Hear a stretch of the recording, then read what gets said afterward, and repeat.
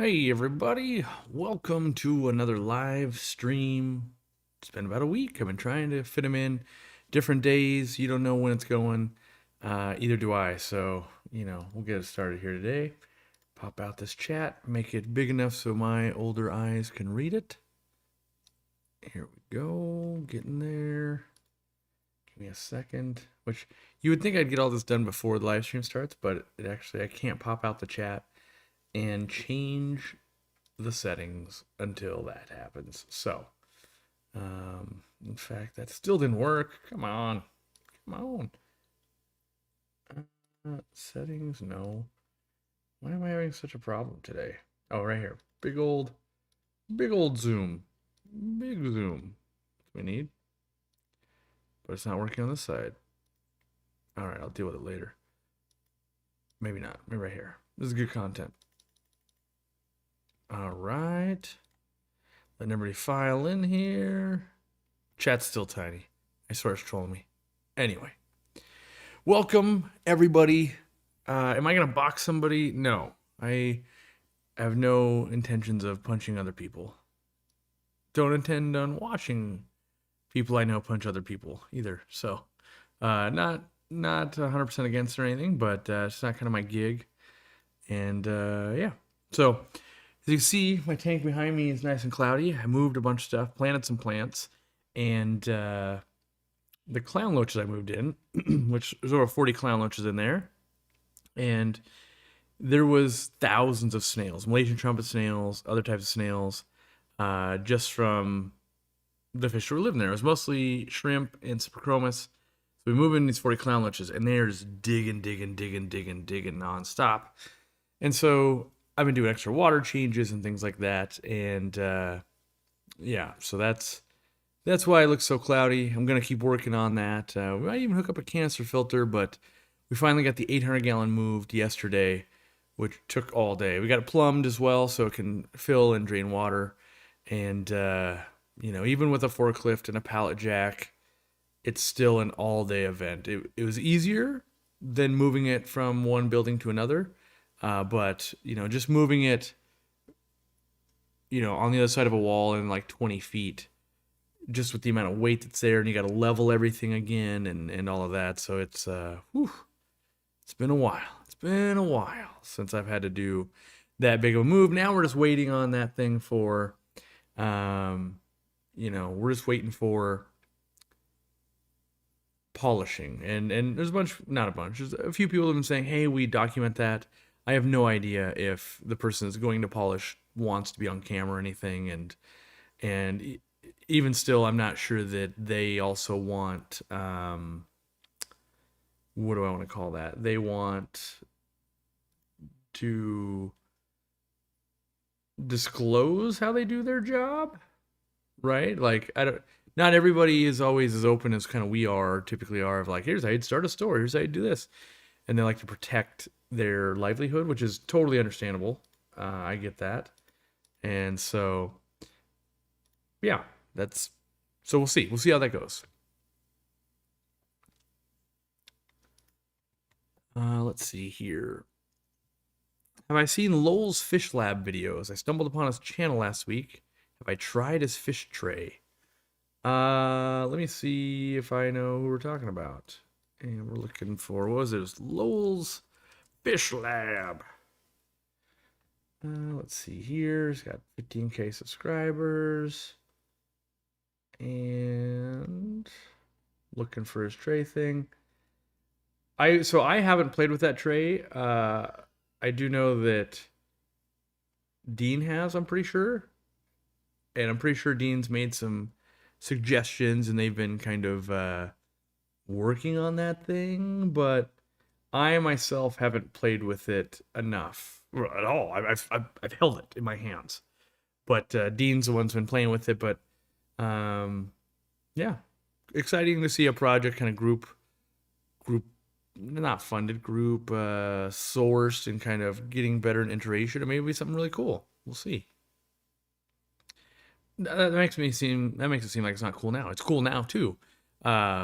But as I know, a product starts as one thing and it evolves and gets better, and you learn how it breaks and you learn how this person uses it a different way and how we can make it better. And over time, over years, you do that. Yeah. So even Easy Green has been through 4 or 5 iterations over the years. Most of our products continually get updated. Just the minute we see like, hey, we could make this better, or there's a thing, or whatever. There's always some angle we're looking at on every product. Doesn't mean we always implement it, but we're always looking for it. National Donut Day. Yeah, I'm hoping to have a donut with my grandmother later today, so that's why I'm sneaking in a live stream right now. Have I announced what's going in the large aquarium at the store expansion? No, I don't even know. I was talking with Dina, like, what are the odds that you get 2 Mabu puffers and they both pass away within 6 months, and Ladybird was like the backup puffer. We learned that lesson from Hank of like, oh, geez, it's a bummer when you lose your mascot and your pet and all that, and then you bring in this little baby one. So then we go, okay, well, let's do 2 to prevent that. And here we are like having the exact same problem. So Ladybird, well, originally it was Murphy lived in that big tank. It was Ladybird. Now we don't know. We literally have no idea. So I have been planning the 800 gallon, and I could be tempted to do the same thing in the 1500 gallon at the store, but haven't committed to anything yet. So yeah, I ordered 2 boxes of my own stuff from Kentucky. Not always. I'm testing shipping and stuff. And I ordered like the Friday, this box here. Whoa. I ordered like the Friday before Memorial Day or something like that. And so it didn't ship our warehouse till Saturday because it was like Friday night. And because Monday's a holiday also, the first business day was a Tuesday, and it basically didn't arrive till like the following Monday. So like it felt like it took forever. It took like in physical days, it's like that's 9 days or whatever, or 8 days. But because of the extra holidays and tornadoes and stuff. But then I also like the following, I want to say I ordered the following Friday also, because I was testing plant shipping with 3-day select. So if you order plants and you live super far Midwest, or not Midwest, West Coast, you will get 3-day select with plants, and that arrived 1 day later. So as in not 10 days, as in I ordered it on Friday and it arrived Tuesday. So that one package that got caught in all of the extra holidays landed Monday. And then this that I ordered Friday arrived Tuesday. And here we are now on Friday again. I left it in the box, right? And part of that is we get a lot of people that get real weirded out if stuff has to stay in the box extra. And part of it also is testing. I like to know, hey, I let that sit in the box. So it's now been in a box for 7 days, right? Basically. And what do the plants look like? Yes, they weren't always in the elements, right? Like they weren't sitting on the driveway or in a mailbox, but it arrived here, sat on a table, and I ordered some tissue culture plants because I've done this test 4 billion times with live plants. So there's a few people looking like they haven't gotten the Murphy sticker yet, and just so happens I got the Murphy sticker. So that's funny to me because there's people that have ordered a lot and it somehow evades them when it shouldn't be. So yeah, so in this one I just ordered some Fritz water conditioner because I'm bleaching some of the tanks to get rid of that one weird spongy thing, and before I want to put livestock back in it, I'd like to use dechlorinator because bleach is chlorine. You use dechlorinator, you take out chlorine, right? Breaks it down. So open this bad boy up. We got my dechlorinator right here. Boom, got it. And then here's my plants, which every plant you order from us, except for maybe moss balls, but basically every plant you order from us, you get the Aquarium Co-op plant liner. This helps reflect heat. It also helps keep heat. It basically is meant to do what we can to keep this the same temperature throughout the travel, as much as possible, right? Put this in the oven, it's still going to melt. So here we go. Here's my 2 plants I ordered. my cryptnuries. Very interesting. What I find very interesting is they ran out of labels. And by they, I mean Tropica. Because this label right here, it should be nice and printed, but this is a sticker. They're just blank. This happens in companies where someone was on vacation or something, and you're like, wait, we were down to our last 1,000 cryptnuri plant tabby things. Why didn't we order 30 billion more of these? Because they're a cent or whatever. Yeah, it's just a blank one. So, interesting. I hadn't seen that. I haven't seen Tropica run out like that before. So, yeah. Came in pretty good. I was testing some of the tissue cultures because I hate tissue cultures in the fact that I love them, but the public doesn't know what to do with them yet. And so you'll sell someone a pretty good tissue culture and they'll be like, it came and it wasn't 17 feet and it wasn't this and it wasn't that. It's like, yeah, that's not what it is.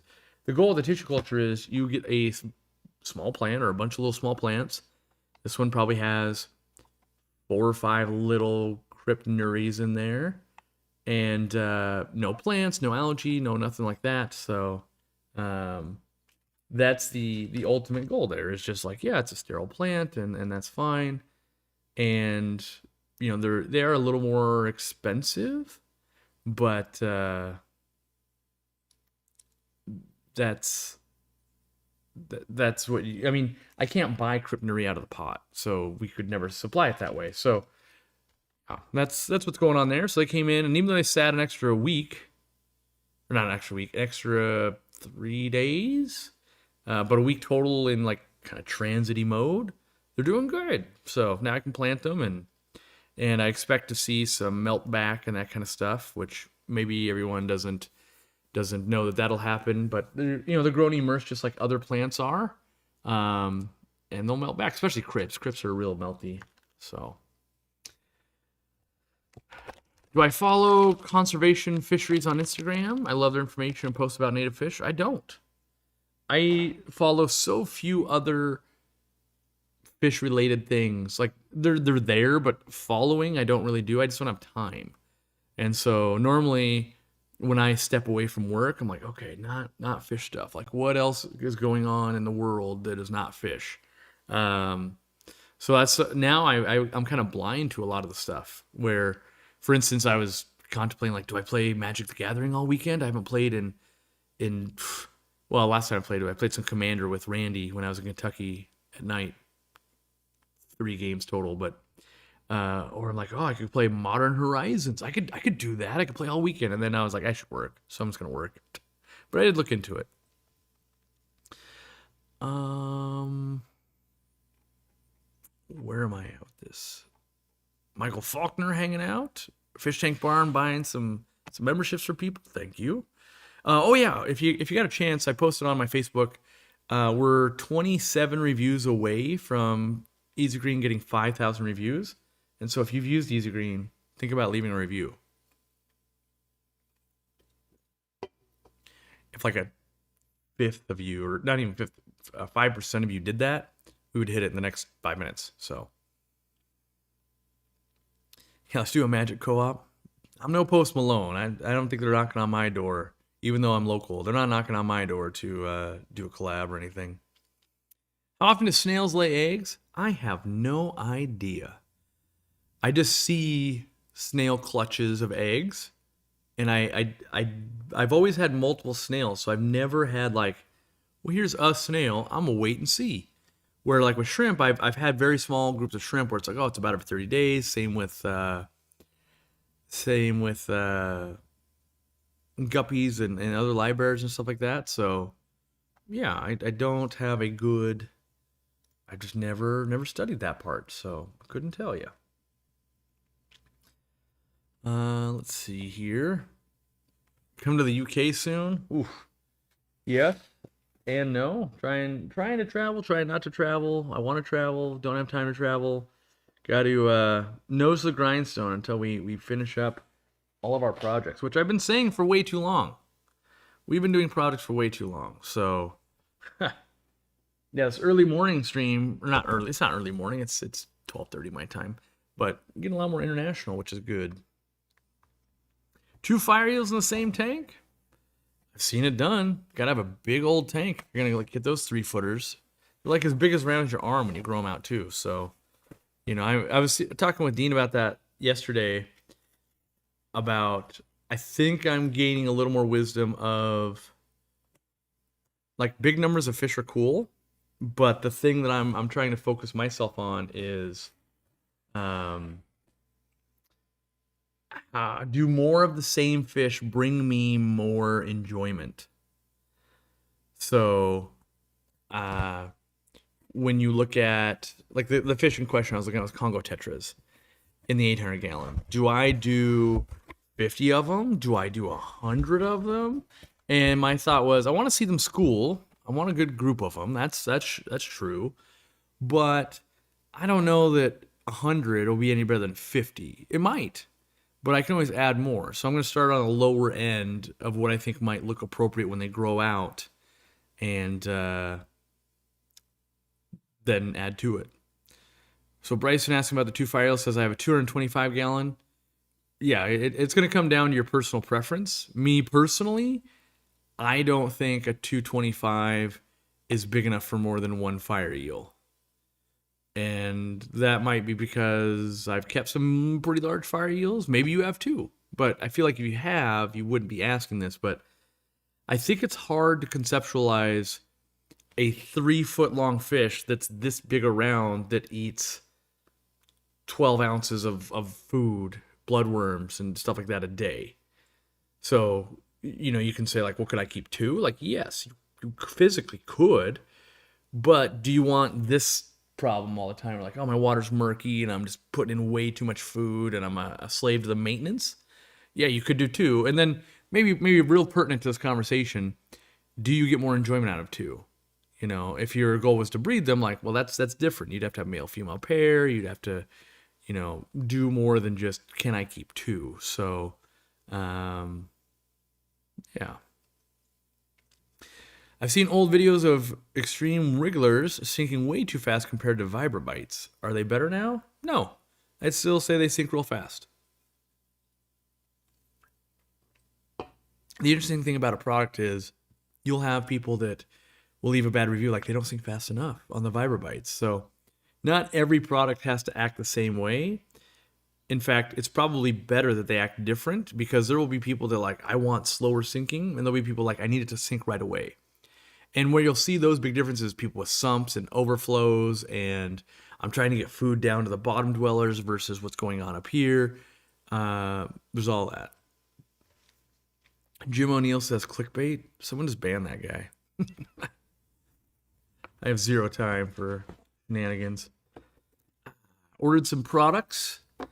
Not because I needed this, but I wanted to put it up on the wall. I've held so few with the new box. It actually has the flow and everything, because I have 4 billion of these at my disposal because I already had them. So I wanted to see how the new wider box got more expensive to ship a little bit and all that. So ordered one of those for the wall.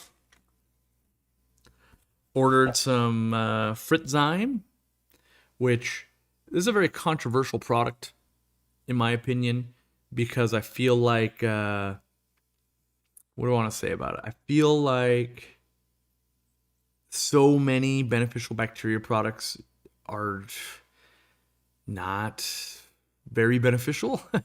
And the reason I stand by this, twofold. I visited the Fritz factory where they're making it, and it smells bad, and you see these giant stainless steel Breaking Bad type hatchery container thingies, right? And you meet the scientists and all that, and there's zoos buying it by the 5-gallon jugs. So that's one piece of like, okay, but that doesn't mean it works. I have also tested it fairly thoroughly in my own fish room way back in the day. And then I actually used it to cycle my store originally when I built it like 10 years ago. I was using Turbo Start, which you'd be like, that's a different product. Turbo Start is just a higher concentration of bacteria. That's why it has to be refrigerated. So this bottle, and why we carry this, does not have to be refrigerated. So it can stay in its stasis mode in this bottle fine. Where when you up the density, and it's a crazy amount, it's like 10x or something, in that little bottle, it's got to stay cold, otherwise it can't stay dormant. And so, like I bought several gallons worth for the retail store expansion we're ready to use when we're ready to like finally start stocking heavy loads again. And then I've got it here because I'm resetting up some tanks. And so even though I've got cycled sponge filters, even though I've got plants, even though I've got some gravel, I still use some to get a jump start going. And you could convince me, oh, it's just mumbo jumbo, I don't believe in it. You can do it without. There's so many things in the world you can do without, no doubt. But the small money to peace of mind ratio for me, and I know that I have tested it works, I'm willing to do that when I'm going to go, well, I'm about to put $700 worth of fish in here. Like what's $4 worth of product to give me that extra little bump? Yeah. So Brand says the beneficial bacteria that Fluval has, in my opinion, doesn't work at all. Fluval or Fritz is solid. I haven't tried the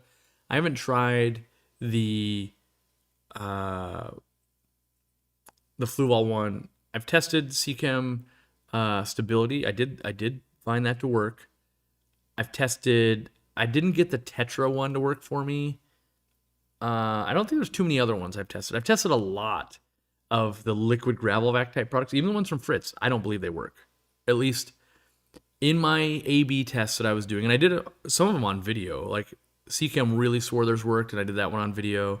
I've tested gravel vacs from Fritz. They didn't work for me in the store. So I want to be very clear, though. Just because I say a product didn't work for me doesn't mean it doesn't physically work. It could work. Maybe just in all the scenarios I have, it doesn't. And so that's why I'm always careful to say, like, I do fish room science in that, does it work in my fish room? Then it works. If it doesn't work in my fish room, then it doesn't work. You can, technically it could work just fine. And a lot of medicines are that way, where they're like, no, it physically right here, if you give it 6 weeks, this temperature, this pH, and a bubble bath, it'll cure it. And I'm like, yeah, cool. That doesn't happen in my fish room, though. It didn't work. So, should I have the lids on or off for the lighting of my plants? On. We were discussing yesterday, in fact, the easy LED that we sell. Dean was like, does anybody ever have this at 100%? And I was kind of like, they probably shouldn't. Like my 800 gallon, yes. But when you look at the chart where you're at like 100 par, even on a 75 gallon, it's like, yeah, most people should not be using this thing. And so in the future, maybe we'll launch a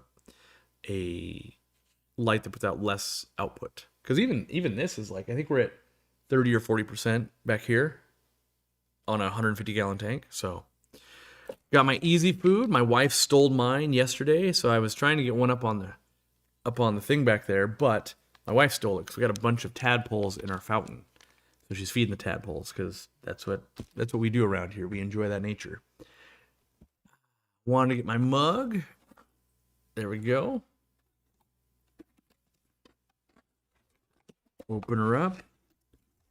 Oh, that's nice. There we go. That'll go up on the wall. I have a lot of samples in the house that we've been testing out. So, what else did I get? Ooh, yeah, I got my 5 pipettes. I had realized I had never, like, I've got pipettes, but I had never gotten one with the little package. So I was like, I don't even know how it really looks at the store. That's a good looking little package. So we added that. Yes. Ammonia test strips. I want to do some extra testing. Got another product I want to test this with. So I want to make sure I got fresh ones.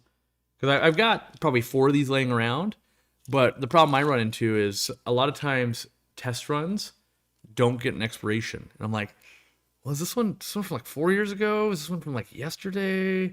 So now I know that I don't want to spend a bunch of time doing testing and then go, I was doing it all with expired test strips. Like, that was dumb.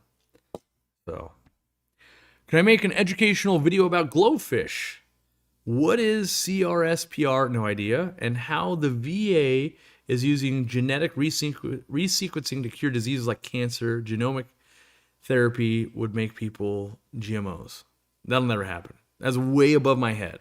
Like, you used probably 3 terms in that sentence that I shouldn't be in the same state as someone giving that presentation. So just because I have a bunch of people that follow me does not mean I should talk about it. Oh, here's my nano. My nano box got crunched. Oh well, I'll put it like this. Yeah. Good. I wanted a nano and a large. My desk's getting full of stuff now. And I wanted some shot glasses. Good. The shot glasses, because I want to test versus these caps that I'm using, and the pipettes help with that as well. Do I play Magic? Magic the Gathering night at the co-op store when? Never. Never. I mean, I do know how to play Magic, and I was gonna say professional. That sounds weird. I've qualified for the Pro Tour before. I've sold my spot before. If you go on my personal Facebook page, Corey McElroy, you can see, well, I'm pretty sure it's open to the public. You can see me holding tournament winnings and that kind of stuff. I used to play on a team. We'd travel and compete as a team, and then split all the proceeds and buy the next trip and next hotels and all that. So before this, I was just a gamer, and so everything I put into fish, I put into games, and so took it very serious. Had large collections, was a dealer for a long time, dealer as in trading and selling Magic cards and all of that, and was doing that at the age of 14, 15, funded a lot of stuff. What are my thoughts on Habistack? No idea.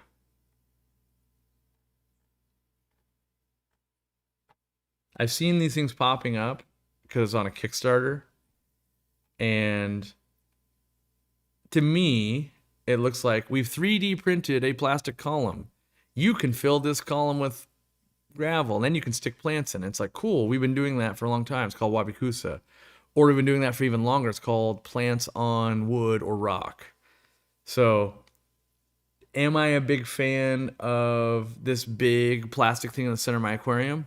No, because it stands up a bunch. But am I okay with it being 3D printed? Yeah, if you were making this with your own 3D printer at home, awesome. Like that, do what you want to do. It being like a buyable product, I don't know. To me, it should be trying to hide itself more. Like, I realize it's in black. I'd rather have it in green or some kind of camouflage, right? Make it look like some kind of rock. Yeah, it says here, Habistax allows you to effortlessly aquascape your aquarium and add plants throughout the entire water column with its stackable elements. Easy twist lock system can add individual chambers to suit your height requirements and achieve a truly stunning display. Yeah, for me at the moment, until I get my hands on it and play with it, I guess. But it's a hard pass for me. I'm going, I don't know. I'd rather have like, cool, give me a cool piece of wood, and then we'll put some plants on it, and that will look infinitely more natural to me.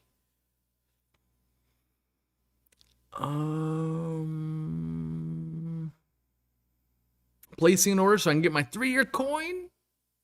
I got the others on full display. That's right. That's right. Keep them coins on display. Represent. One of the best plants to try with my pH at 6.2. Chef Steve. There are plants that'll do okay, crypts and stuff like that. My thing that I always say is, why are you letting your pH be that low? Even like crystal shrimp want higher. At 6.2, you don't even have ammonia anymore. You have ammonium. And so, and maybe you're just a plant keeper, maybe that's true. Or you're keeping some very obscure fish that want pH maybe down in the 5s. Those do exist. For the average person, though, I always tell them, like, yeah, put some crushed coral in there, wait a few weeks, get that thing up over 7, keep anything you want, any plant, any fish, and just enjoy the hobby. And that's what I would do, personally.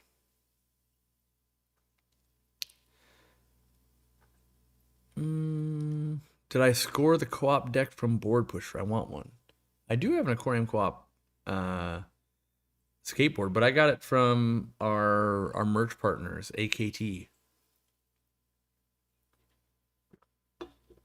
We need to like recoup some capital from this move, and we can do some more new merch and stuff. But yeah, it's they do some cool stuff. I see it because I work with big celebrities, but we're not that, so we gotta wait. We have to count our pennies before we can launch something else.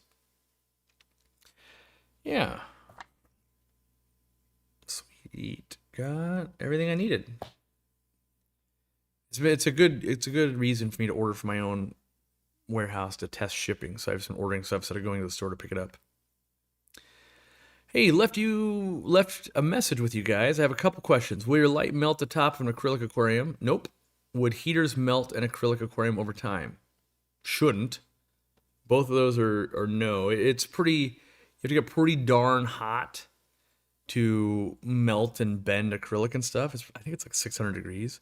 So no, I use,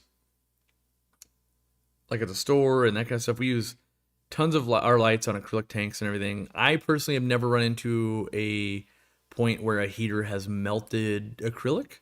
I'm sure there must be cases of it. I've never seen it. Yeah.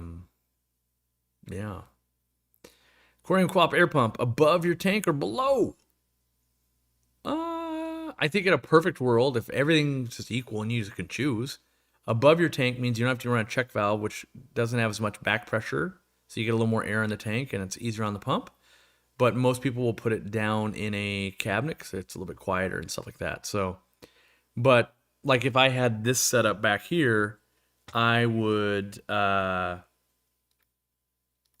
put it above. I'd put it on like one of the little shelves probably. But I run a big giant air pump in this room, so I don't have that.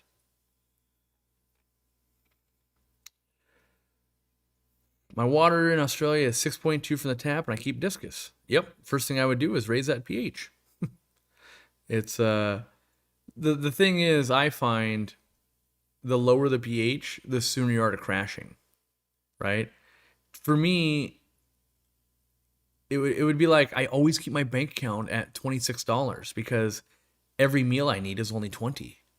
And I'm just like, yeah, but why not keep $2,000 or $200 or anything more than 26, you know, so that we don't hit the overdraft thing going on. And that's what 6.2 pH is for me. Of like, oof, you're running real low. Like if they got sick, a lot of medications won't work. There's just so many things that start going like, wow, you're really, and mostly it's if 90% of the hobby is somewhere between 7 and 8 pH in freshwater, and you're in that 10% use case, it makes your life harder. Like I wonder if half these products, like, let me see if this one doesn't have any strangeness about pH. I think another product over there I'm testing does. If your pH is low, it yeah. Let's see here. Are we any closer for more perks to European members? Nope, we aren't. If I'm being honest, not a step closer. Let me make sure that's true. Yeah, not really. There's just no, like, things didn't get cheaper to ship. We don't really have any partners in Europe. So we need something to give to make it make sense. Because otherwise, you're like, well, how do I get my coin? Like, cool, it's $26 for us to ship. Like that's just ridiculous on both sides. Like and also, oh, I got to fill out the import permit or in customs things for you. Oh, and you got a VAT tax. So we're looking to find some way, but right now we just don't have a good way to get you coins and those type of benefits. There's only the online ones like the videos, which I still think is worth $5. Us hiring a speaker professionally every year or every month, I still believe that's worth $5. So what would be the best way to get in touch with me? You send a message to our team, and if they feel like it needs to be something I see, then they will get it to me. But every day there's probably 50 people going, I need to talk to Corey. And from 10 years of doing this, let's say I let 10 people through, 9.8 of them will be like, finally, I got to talk to you. Should I keep 70 on Tetris or 8? and you're like, that didn't need me. Like, I've got a staff of 40 people that are, pretty much experts in this. Any of them could have helped you, guide you. So there's very few. And if you're like, well, I got a business thing, great, send it in. If it travels through the ranks and eventually gets to me, great. And it's not that I wouldn't any one of you run into me in the street, I'll talk to you, no problem. It's just if I slam my email like, oh, I got 50 messages a day, I just will never get anything done. So yeah, ask your question here. That's the most likely for you to talk with me is here right now. The reason I'm in the hobby is Corey. Okay, your vids taught me so much. Well, glad you're around, funked up fish. John from Katie Tropical talks about the new Aquaclear filter coming out from Flueball. What is my thought of Flueball finally updating this classic filter? I would say that would be news to me. And you'd be like, Corey, you don't know about it? And I'd be like, no, I'm fully aware from watching the footage that my friends took at Interzoo where they debuted it. You can clearly see that line is in addition to Aquaclear. So they're, from what I saw, not updating Aquaclear. They're trying to launch another filter alongside of it. And so maybe it'll be good. I haven't seen it yet, but to me, it seems so easy to be like, how about you ask the people that are buying your product, which you've been selling it forever and a day. There's clearly easy wins from dealers, like, hey, don't make it so 50% of them break in shipping. Don't make it so your impellers arrive broken. I literally have one in the box over there that I ordered from Amazon because I was going to make a video on how to hot rod one, and the impeller arrived broken. I was like, of course it did. This is why I don't sell these. Like, of course it arrived broken. So if they're not changing plastic types, they're already at a disadvantage. If they're not adding some padding around their impeller, there's a disadvantage. If they're not increasing the thickness of the cardboard, they're at a disadvantage. There's just so many things they could be doing. And from what I see from Flueball and working with them for many years, they're not even clued into that stuff. They're just like, yeah, we made a product, and they only care if it sells.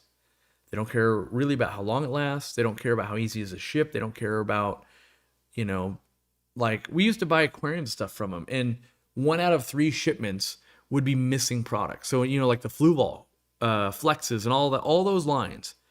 You'd get it and you'd be like, yeah, they don't have lids. And they're like, oh, we didn't put lids in those? Oh, okay. Yeah, we can get you some lids. Yeah, 4 months from now, you can have lids. Like, what do I do with them for now? Hey, just sit on them. And then the next time you get them, you're like, cool. They're missing all the tubing to hook it up. And they're like, oh, really? Oh, okay. We can get that to you in 6 weeks. Like, you're making it really hard to want to work with you guys.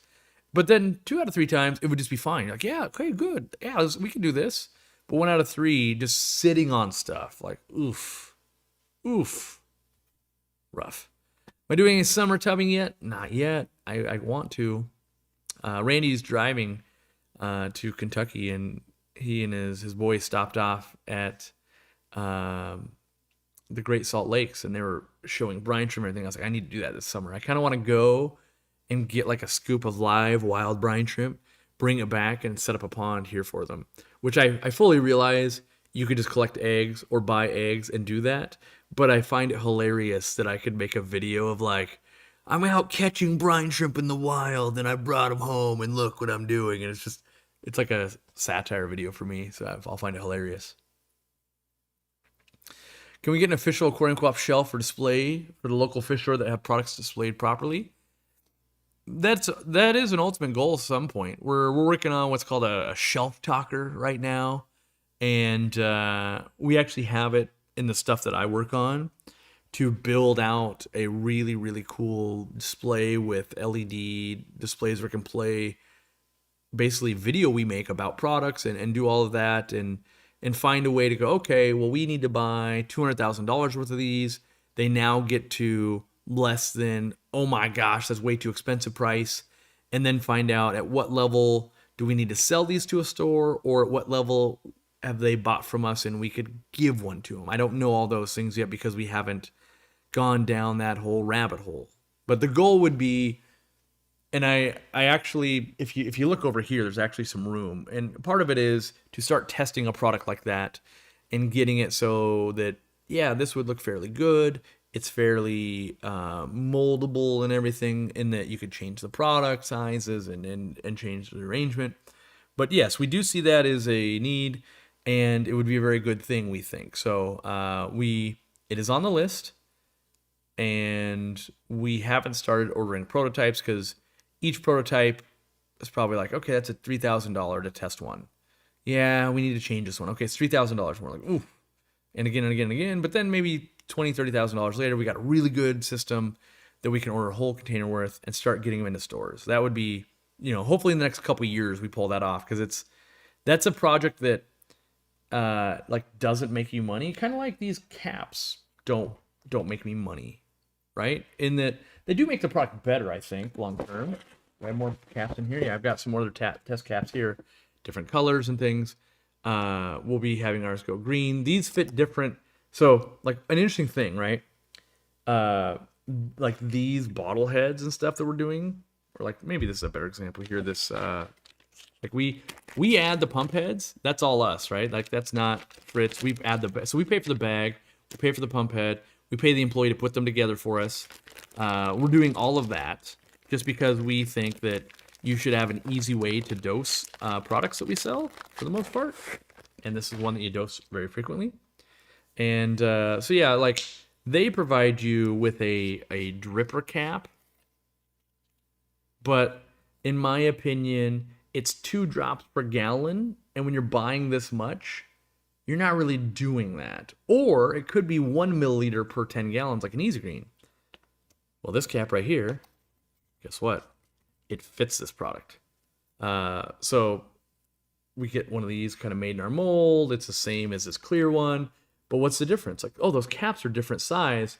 Yes, different bottle manufacturers have different cap sizes. So, like, just some business talk. We want this one made for like Fritz type products bottles, and the minimum order quantity I was looking at today, because I was giving feedback on it. The minimum order quantity is 48,000. So 48,000. That's a lot of caps. And then for this one, I don't know if the same quantity is 48,000, but probably some big number also. So you end up buying just things where it's like, well, they're not that expensive per, but when you need, like, well, we need 2 of them to launch, kind of, it's 100,000 caps. And even if you just start going, well, they're 10 cents, like, that's a lot of money in caps. So, is Chris Lukup going to visit us soon? I don't know. I don't think so. And I say I don't think so because I haven't heard about it. I've been talking to him. It was his birthday recently and stuff, but he might have missed this season. He was in Madagascar, and then, yeah, we've been talking, but I asked him, and he hasn't gotten back to me. We were also, the last thing he asked me was, hey, when are we doing the event in Bavaria? And there was other people that want to be involved. I'm not going to name their names, but other people, like, hey, let's make this a big event there at that store, Gigazoo. And so I was like, yeah, just let's start planning. And so, like everybody else, they have, we have jobs. We both work for aquatic companies. You got to fit this in around that, and they don't really make the company any money. So it's kind of takes a while to finagle and line up all the people that want to work in it, who's paying for what, and that kind of stuff. And it'll be fun though. So that'll be a European perk, and maybe I can get something special for the members there. So I realize though that, like, maybe you're not trekking it to Bavaria. I get it, but maybe I can make some stuff happen. What would I do to bring water hardness down? I would stop changing water. Have a fully planted tank. Don't change water nearly as often. Your plants will consume a lot of those calcium and magnesium and things like that in your water. Your water will become softer over time. And then when you do water changes, do smaller water changes. Treat it like you're kind of remineralizing it. That's what I personally would do. Chris Lukup is sick. I see. He didn't mention it to me. And I didn't hear it in his voice, but I could believe it. Traveling, especially when you go worldwide, really easy to get a lot of bring back some illness and go, oh, I got the crud for a while. And that is a double whammy. Like, everybody knows this. Like, when you go on vacation or something and then you get sick, you're supposed to come back to work, but then you're like, hey, I'm sick. But you just missed a week or 2 of work, and now you're missing like a week from, having a stomach bug. So now you're like 3 weeks behind. and you still have work to do. So it takes you like 5-6 weeks to like pull out of it. And you're like, okay, I'm fully caught up again. So, yeah. Have I ever kept a blue spotted sunfish? I haven't. They are beautiful though. What do I recommend with angelfish as tank mates? I like Corridoras a lot, and then platies a lot too. Now, obviously, what about the 10,000 other things that could work? Yep, I'm just saying that's what I like. Do I like D&D? Join in on Monday nights at 7 p.m. Mr. Manifesto. I do enjoy D&D. I'm not one for really role play the part of it, but I do love rolling dice and playing a character and stuff like that. And there's people in my company that, attend game night every Saturday. In fact, I have a game night this Saturday. We won't be playing D&D or anything. I'll be playing board games, but yes, I am a nerd that likes to roll dice. So, yeah.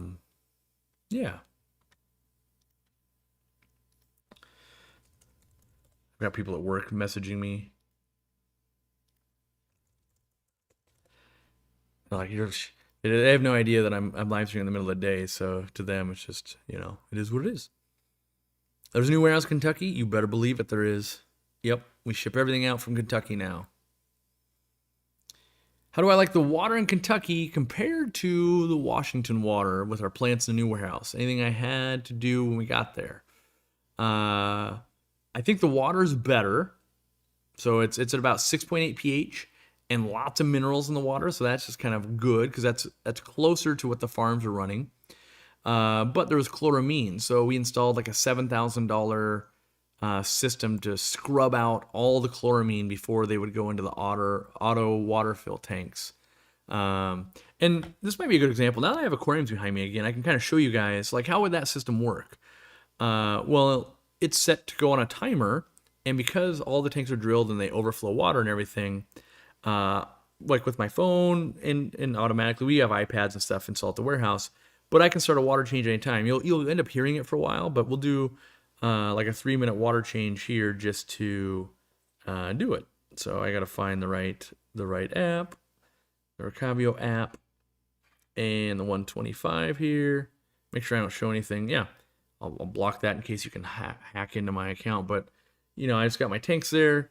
I'm gonna pick one. The 125 is right here. Still actually shows a picture with turtles in it. And if I hit that button, now it says now running. You guys should be seeing like, yep, water's jetting into the center of it. And that happens. I currently have it set to change about 5 minutes worth of water every 3 days. But you could have it do 10 minutes of water every day, or 5 minutes of water twice a day, or whatever combo you would want. And different tanks we have different ones set. So being that we can set up the whole warehouse that way, it's really nice because lots of water comes out when we're prepping plants to ship, and so that needs to be refilled. And then we do tank maintenance. It's real nice that you can have the people focusing on doing tank maintenance, maybe they're scrubbing algae or gravel vacuuming a little bit, and then you hit a button on the iPad and they start filling, as opposed to having to have, like at the store, we have that, but if we're really doing a deep clean with like meds or something like that, you have to stand there with a hose, which every once in a while, if we're doing real big deep cleaning, we will have to stand there with a hose also. But by putting in that big system to scrub out the chloramine, we can now hit a button, where here in Washington, we just have a little bit of chlorine in the system, so much that you really can't detect it. So we don't really have that problem at the store or here. And now I'm on a well, so we really don't have that problem. How did Randy and I meet? So Randy's the vice president of Aquariumcoop. He started working with us as a supply chain manager and worked his way up in the company. Been invaluable. But how we met was he was in the Greater Seattle Aquarium Society, and so was I, or I still am. But I think he's probably still an active member too. And we were just going to meetings and things, and then I kind of saw he had a fish room. And really, I think it started when he had a podcast the Aquarius podcast, which you're not following on YouTube, or if you're not following our podcast, which where these will upload to, you might not know he's done over 100 episodes of interviews with people and stuff. And that's probably where it really started, was him interviewing me. And then outside of that interview, usually you'll talk to someone, you learn more about them. You're like, oh, you fly around for Amazon working on their supply chain and their warehouses and stuff like that. And it was probably like a year later or something when I was trying to like grow and I was having hard time scaling, like bringing products in from China and working on it, because it was like to work on a product, but then also work on product packaging and making sure it came in and what's the schedule like and all of that. That's like a whole nother full-time job, which you don't know it till you're trying to do it. And so eventually I made him an offer, and it was less than he was making at Amazon, but he decided to take it. It took him like a week or more to convince his family that this is not the craziest idea that's ever been done, because there was no real, I want to say like dedicated online team type person really yet, I think, at that point. And everybody that worked for Aquariumcoop at that point, it's like, yeah, you work in the store and then you might do some packing, right? And then maybe we got to a point where there's like a few, like, oh, hey, we pack all day. But there was no I want to call it like staff above that, where it's like, yeah, you need to help manage, like all that stuff's happening day to day, and I was fully engrossed in that. And I needed someone to go like, yes, but when I sell this easy flow to the customer, someone needs to make sure it was there.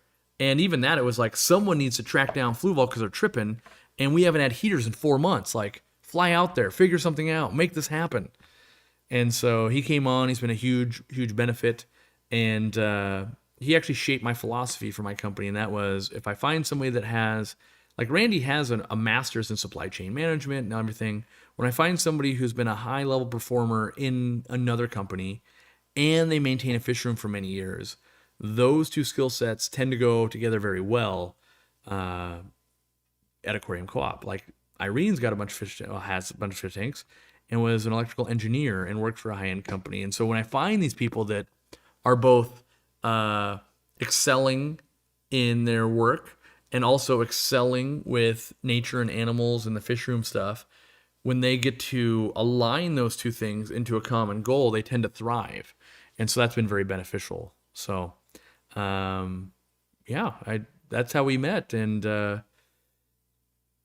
remember laying in bed, because I remember laying in bed. It was like 10 o'clock in the morning, the day that I was going to call him. Because I'm a guy that works really late but sleeps. And so I probably woke up at like 9. And they're like, I need to call this guy. And this, because at the time I offered him more money than I made. Because I knew that his salary at Amazon was way more than any of us were making. But I was like, this is that, I got to take that step up that's really brutal. And so I remember just going, all right, I can guarantee him a year. But I remember, and he brings this up a lot too. He goes, that first year was really scary because whether I kept him on was purely based on if we could afford him. So not only did he have to come on and do a good job, he had to make sure that he pushed us forward so we could continue to afford to pay him, which is a very dangerous thing to take on.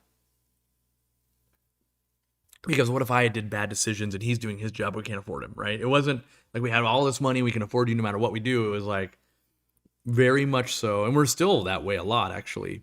Not so much like one more store employee or associate, but when we bring on, like we have an HR manager and stuff now, when we bring on these new bigger roles, it really, increases that bottom line and goes, hey, the bar is now here just to break even every year. Now the bar's here. And we're at a point now where, payroll for Aquariumcoop is in the millions, which is, people are, did you ever think you'd be that big when you were starting the store? No, I never thought, there's never a thought in my mind that's like, yeah, someday we'll be looking at taxes and we go, payroll plus health insurance plus 401k plus this, like, oh yeah, everybody got raises, like it went up 5% or 10% or whatever, because like insurance went up like another 5% this year, went up 10% last year. You get people getting raises, you get all these things stacking on each other, and you go, yeah, well, you start looking at 17% on 2.4 million last year, and you're going, whoa, whoa, yikes. So these bigger numbers to just try and grasp, and what does that mean, has been a learning thing for me for sure. How's the new warehouse doing? Doing great. It honestly has been going really good. And I think it's because we spent a long time preparing. We've got a lot of good people working on it. We got a great team there. The last employee from Everett, I think, starts there next week. And, the last one that moved, got the moving package. They had to wait for a lease to expire and that kind of stuff. So being that we were able to bring some of the team over and train new people and all of that, it's been good. There's been hardships, and we apologize to anyone that's gotten, we've had challenges where a new employee packed the wrong plant, right? And so we prep all the plants in the morning, and so if we sell 122 on Amazon swords today, tomorrow people will prep 122 Amazon swords into bags with labels. Well, that might be 3 people doing that, right? They're each doing a batch of 40 of them. If one of those people put the wrong label on it, we now will send out 40 Amazon swords that are actually labeled as Anubias Nana Petite. And so you're going to go, this isn't Amazon sword that I bought, or this isn't Anubias Nana Petite that I bought.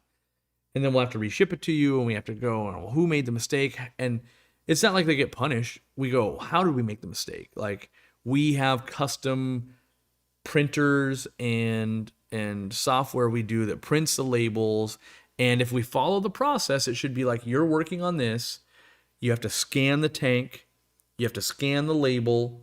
And those should be the only things on your workspace, so we don't have this problem. And it could just be like, oh, we skipped a step, or there was an outage with Amazon Cloud that day, or something happened, and we go, okay, what can we do to make sure that doesn't happen again? Because one person making one mistake, you start amplifying it 40 times, and on average, a reship costs us $50 between time and shipping and product, right? Because you actually you lose the Amazon sword, you lose the Anubias Nana Petite, you ship it twice, which is minimum $11.50 each time. You have customer service get involved, 2 or 3 emails probably there. You have someone researching like where it went wrong. And so one person making one mistake at the wrong step of shipping, and all of a sudden you're going, that's a $2,000 mistake. You're like, yeah, but we only misshipped a couple of plants. Like, yep, that's just at scale. That's some of the problems that can happen. So that's where we really focus on,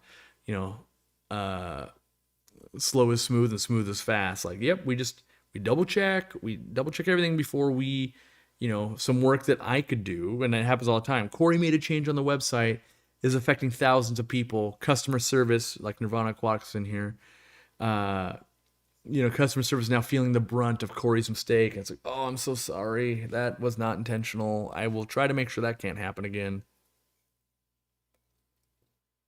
But a lot of times, I'm that first wave of testing. So it's not like we don't have a documented process of how something works. Like, we're trying something new. And yep, I tested as much as I could. It looked like it should have worked, but in practice, on live, people didn't work out that way. And that got shipped to 19,000 people. We had a text message that had that happen. It was a discount code for people that haven't bought for us in like 2 years.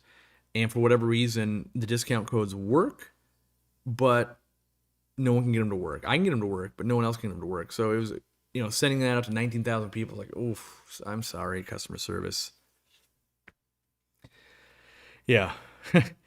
as Nirvana Quack says, we know it's not intentional. Yeah, I just know, I'm like, oh, I've just made everyone's life hard for a couple of days. That's unfortunate.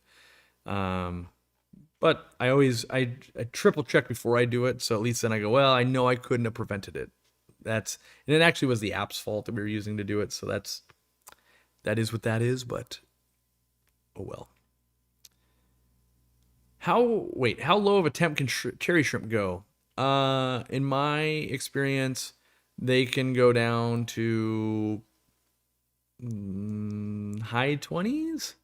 What I mean by that is I've had them with ice this thick over in a pond, and they do great still. They don't stop breeding at that cold, but I guess if I had to put a number, like as long as they don't physically freeze, I'm not sure they can't handle it. from what I can see. If I dose marine salt at 1 teaspoon per 20 gallons, do you still dose Easy Green weekly? I do see the benefits of marine salt with the plants and fish, also with just Easy Green as well as the plants. Yes. My answer to that is yes, I would do both. So marine salt brings in a lot of trace elements and calcium and magnesium and things like that. Easy Green brings in all the macros. Now, with marine salt, you do want to do some water changes and stuff. You don't want to let it build up. Like, oh, I've been dosing 1 teaspoon of marine salt per week for 2 years and I haven't done water changes. That will lead to a problem. You'll build up too much salt. All the other stuff gets absorbed by plants if they're growing right. Where Easy Green, everything that you put in with Easy Green can be absorbed. So there's no really, like, the salt part of it can add up. That's probably scaring too many people, though. Like, 1 teaspoon per 20 gallons would take a really long time. Like, most people don't know it's like 2.5 cups of marine salt to a 5-gallon bucket to make salt water. So to reach salt water levels, right, you're going to have to do 4x that. So you're looking at, let's see, it'd be 8, and then, 8, 10. Yeah, 10, I think. You're looking at 10 cups of salt in a 20-gallon is what would bring it to salt water. So if you're doing 1 teaspoon, every 2 or 3 weeks or whatever, as long as you do some water change, you're never going to get anywhere even close to that. And so it's basically in my opinion, easy brine shrimp salt, even though it's got salt for brine shrimp in it, it's like incredibly cheap Seachem Equilibrium and RO remineralizer products, in my opinion. So that's why I do it, because it's like really cheap mineralizing. So how are clown loaches with cryptocorns? Will they uproot them? If you give the cryptocorns a head start, which I did for a few days, and they have big root systems, which will probably melt back some, which is gonna suck. But usually clown loaches, if the plants have a head start, don't dig them up. But what I find is if you don't stay on top of food for the clown loaches, and when they get really big, they will just poke holes and stuff because they're bored and ornery. So if you can stay up on food and all of that, usually it works out okay long term. But if you have big clown loaches and you're putting in baby plants, they're just so big they'll just lift off. So try to get them a good head start. What would I treat a freshwater puffer with a bacterial infection? If it's just bacterial, I would use Maricin.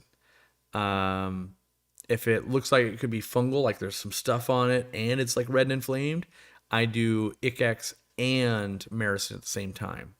I personally, when I'm using antibiotics, I put them in one dose and I let them sit for about a week, and that covers like 90% of the stuff I run into.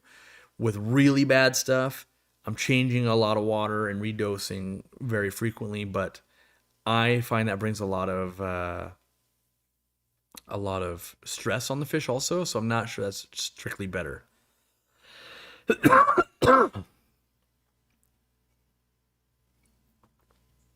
Here's my green Aquariumcoop Murphy t-shirt. Wow, that's an old shirt. Here in Sweden the other day, and a random guy in the street yelled, "Hey, Aquarium Co-op!" That's pretty far wide and reaching. It's pretty fun when I encounter that, because, I'm just a guy from Washington, United States, and to run into that in Sweden, my brain doesn't recognize that is a thing. Even though I know, like, oh yeah, we're worldwide, I know, but you still don't get used to it, so. And now I'll add brine shrimp salt to my live bears, my 20-gallon. Yep. Yeah, I tend to be a person that keeps lots of plants and live bears. If you're ever having trouble with live bears, my first go-to is try a teaspoon of easy brine shrimp salt per 20 gallons. It does wonders. Like, wow, they're really perking up. Yeah, because it buffers the pH, adds the minerals that they desperately want to the water, and you'll watch them turn right around most times. When's the next trip to China? I don't know. We hopefully this summer we're gonna meet up in Kentucky and kind of plan where are we traveling, what are we doing, do we have the funds to do it?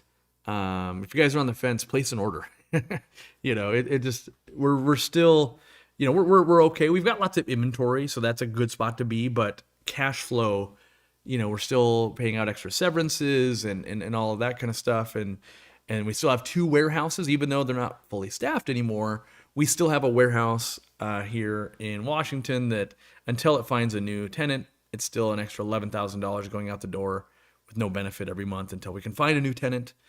So there's things like that. So any of that kind of, you want to buy some stuff, that'll help. Otherwise, we got to look at it and go, well, what's our budget to travel, and where should we travel? What makes sense? That kind of stuff. I've had a tickle in my throat for like the last week. I think it started because I had a guest on Sunday night and Monday. And then I had Dean all day yesterday. Do a lot of talking. Big recommendation on the extreme soap fly flakes. My fish went crazy. Good to hear.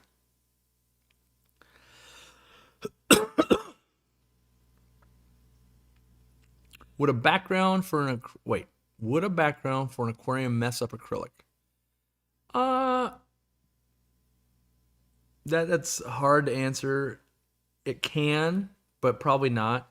When you get water between one of those plastic backgrounds and glass or acrylic for a long time, and it like dries and maybe it gets wet, maybe it's getting wet like once a month, like a little bit of water because you're doing maintenance or whatever, and you get these calcium buildups or mineral deposits going, it can etch away at the glass a little bit and even the acrylic sometimes. So the answer is technically yes. Practically not really. Honestly, not really. And I've tried all different types. I've tried like buying black cloth. That tends to dry out really well. I've done that on some of my backgrounds. I've used pieces of acrylic. I've used black plastic. I've used garbage bags. And honestly, I've never really had that much of a problem. So I would say you're probably fine. My apologies if you covered this already, but is the nano pump getting discontinued? I assume you're referring to the nano USB air pump. Yes, we have discontinued that. We discontinued it. It technically has been discontinued for like a year, but we had a lot of them in stock. So we knew we weren't re-upping on it. We weren't trying to make it better or anything. And that basically happened once I don't have it near me, but once our new air pumps with the battery power and everything, once we found those, we're developing those and making those better, we just decided, yep, we're going to go all in on these and stop trying to make the other ones better. A lot of people think those are our air pumps. They weren't our air pumps. We were trying to make them better, but they were an off-the-shelf solution. You can still find them on Amazon and stuff, so if you like them, go buy them there. But they didn't have the longevity factor that we liked. And some people are fine with that. They're like, yeah, I run them for a year, 6 months, and they work, and they're basically silent. But they were never going to be a 5-year, 10-year air pump. There was no way to repair them. So like with ours, eventually we can release diaphragm, like the rubber kits to repair ours and do things. Those ones, they were just the way they were designed and built and the technology used. They have a limited shelf life, and it depends on how much back pressure, how much heat, how much this, how much that. And we did try to make them better. If you tried them over the years, we were trying, maybe we can change the motor a little bit. Maybe we can change the USB type. Maybe we can change the housing to make it do this or that. And none of it was fruitful. And so that's why we actually never branded it Aquariumcoop, because it never came in our packaging or anything, because we weren't able to make it better yet. In fact, I got rid of the last samples we had just a couple weeks ago. So yeah, it is discontinued. If you're a big fan of that, you'll find them elsewhere. You can buy them, but to offer the longevity that people expect out of Aquariumcoop products and the warranties and the innovation and stuff, that's where we went with. We needed a bigger pump that could do more things. We wanted the battery backups with them. We wanted the options, and Yeah. And by the way, there's new things spicing up air pumps coming still. So, it's we continue to make them better. They should be able to go even longer on battery, and we're also working on some that are more powerful. Um, and that takes years though sometimes. So, like this, what is it? The caps? Yeah, like this cap project that we're working on, just stupid plastic caps. I can look at it, and the first time we started talking about these caps was let's see where I see a date here. Let me scroll down in my list because that's what I was doing before we went live. Where is it? Oh, right here. Let's see. We started discussing it in December 2023. So we're 6 months in. We're still not even like close. Well, we're kind of close to production on the caps, but 6 months with a product that has no moving part or really interaction. So as you add it being able to do things, it gets much more complex. I knew I should have stopped you. You need some. I need some delicious. My wife's bringing me some broth for my cough. Yeah, that's real hot. I told you. You can still take a sip. All right, we'll let it. Yeah, the battery backup air pump's real quiet. Yeah, I've done a lot of testing. I still need to make a full-on video, but basically, a whisper quiet library is 40 dB. Our air pump is 43, and like your dishwasher is probably 56 or something. So my voice right now is like 70. So it's real quiet, and it. I think it's. I honestly do think it's great. It's a great product. So.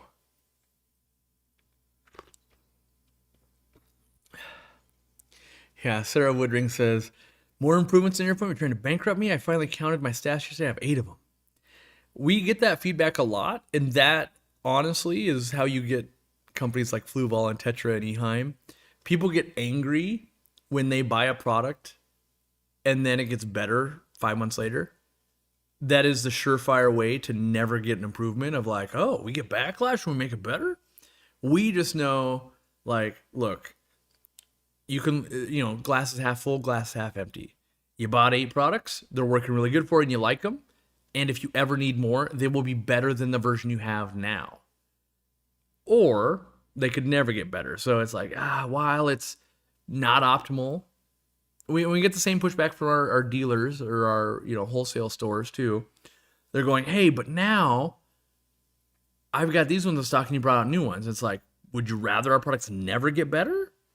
There's no easy way to pull this off, and so it's kind of like, I guess, same thing. Like you can go out to dinner, right? You eat, let's say your meal's $20. You go back a week later, it's only 18.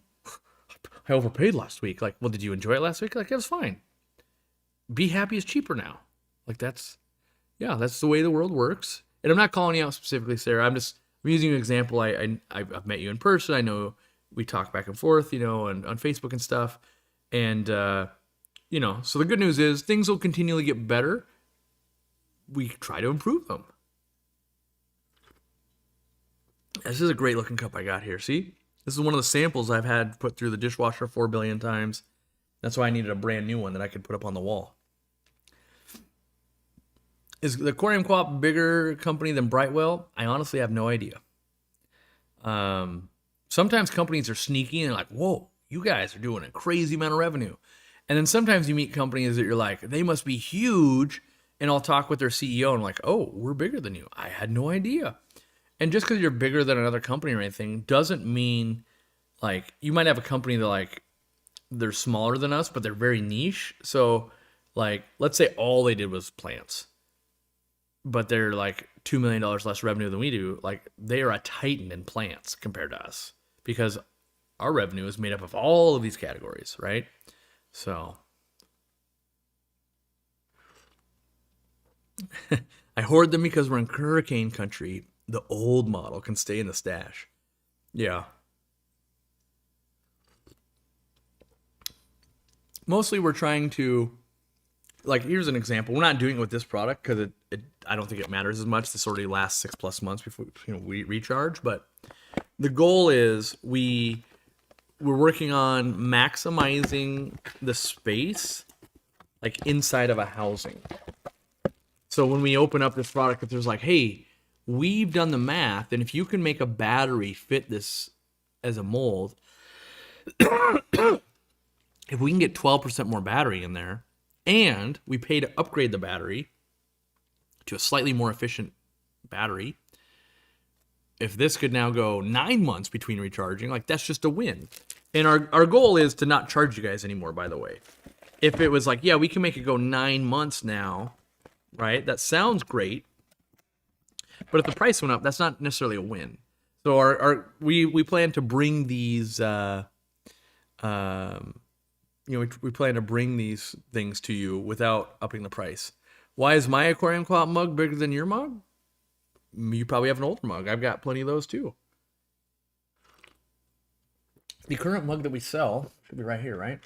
This is the current mug we sell. Let me do a comparison.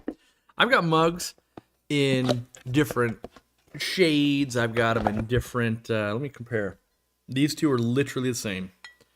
So the one I'm using right here is the one that you would buy today, but if you had the mug we've been selling for the last like 6 years, it is taller and smaller. This is more of like a soup mug, I find. And some people say, hey, that's too big for coffee. Other people could use a 5-gallon bucket, and that's not big enough for their coffee. So I think different people, different stuff. But yeah, that's why this one might seem bigger.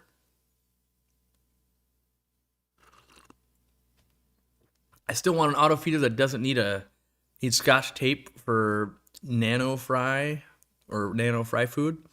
Yeah, it's just, I think it's too niche of a product. And part of it is when you go to solve a problem, and let's say I could make this feeder be the perfect size for you, and you're going, yeah, I need nano food in a 3-gallon. The next guy is going, I need nano food in a 55. The next guy is going, I need nano food in my 100-gallon pond. The next guy goes, I need nano food in a 10-gallon. So we could probably go, okay, there is 20% of the customer base that has a problem and would like smaller dosing requirements.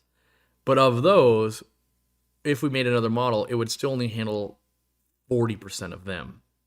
And then you've got 60% still. So you hit a point where carrying 3 or 4 different types of versions of auto feeders will just bankrupt us. And so we can get 80% of the market with one, and that's the best we're going to be able to do without dedicating the rest of my life to only auto feeders.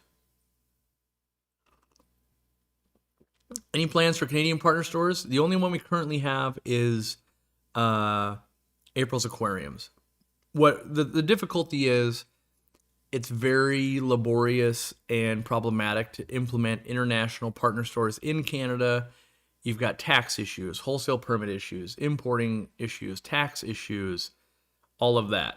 And so it at some point we'd love to scale, but the reality is there's not even that many fish stores in Canada. While Canada is physically huge, population not big in comparison. How many tablespoons is the spoon that comes with Aquariumcoop brine shrimp? I think it's 2.5 teaspoons, so less than 1 tablespoon. What about instead of a complete system, it's just a new cup that fits the current auto feeder? Yeah, but that becomes the same product. Like, we don't need to change the other unit, but you would have to open up at least one new mold. You'd have to have new product packaging. You'd have to register new SKU/barcode combo. You'd have to change product listings to explain why there's a difference. You'd have to make the wiki articles for the customer service team to be explaining why and the different challenges you might run into. You'd also have to get RPP Store, start educating on why we did all that. So something seemingly so easy is like, yep, to launch that, 4 months of work for the entire company. Like, and how much more money will we make? And the answer would be none. That's the reality of a product like that, is like, and then how much revenue is feeders overall? Like 2%. So it might not even be 2%. It might be less than that. So it's like, so you're going to launch, you're going to invest a lot. Like, you're going to invest $50,000 to make a new product that overall would change your revenue by a fractional percent.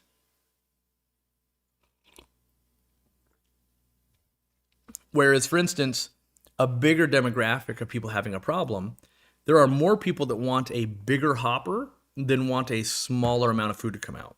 So if we were going to target one, you'd target where the money goes, right? And the money would go, yeah, more people would like a bigger hopper and they will feed more food and that would make more money. Now, it only sounds like, oh, that's only ever about money. That's not true. We do things that aren't about money. We give away free stickers. We do upgrades for free. But there's only so much money. If I had like, oh, well, I'm just sitting on my Scrooge McDuck money. Yes, we would just do everything, right? Because I'd have 5 times as many employees and we could do all the things. But until we hit that lotto and we become a giant megacorp with me still at the head, I have to go, do we invest money here? Or is it caps? Or is it the new product? Or is it this? I can pick one.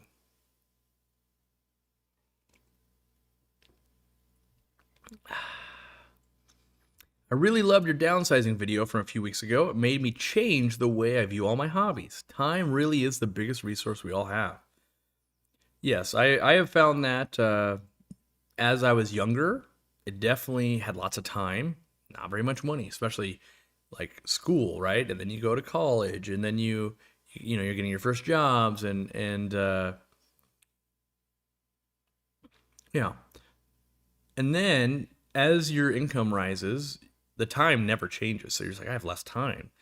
And you can always trade. And I've always maintained this of you can choose to work 2 40-hour-a-week jobs. Most people never will, but you can. You could be like, hey, I go to my 9 to 5 and then I deliver pizza. And it's very, in my opinion, you stack up money a lot easier that way because you have no time to spend it. And that's kind of where I'm at. It's like, I only work and only do this. So it's like, when I do spend money, I have some money to spend. But having the time to spend it has become incredibly difficult. So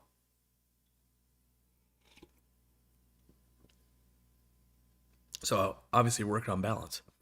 What about a 3D printer file instead? No warehouse overhead and infinitely scalable. You would be exactly right, except where my customer staff team would just quit. Oh, my printer, 3D printer, isn't printing well enough that it's a direct change out. Oh, this thing's doing a thing. This thing's doing a thing, right? So my take is, why don't you make a 3D version of it and sell it on Etsy or give it away for free? Like, that's really what we're asking, right? Is when it comes to a product like, well, why don't you spend 8 months of your life doing this thing for free? And you'd be like, well, I don't have time for that. And then I would sell you the same thing. Like, yeah, I don't have time for that. That's really what it comes down to. We all can pretty much do anything in the world for free. We just choose not to. Like, you could go build someone a house, spend 5 years, learn how to build a house and build them one for free. Why don't you? Well, I don't have the resources of the time. Like, yeah, me either. And so that's where 3D printing is an amazing concept. And when people do the product, it's kind of an amazing community service that a lot of people outside of the 3D world don't get.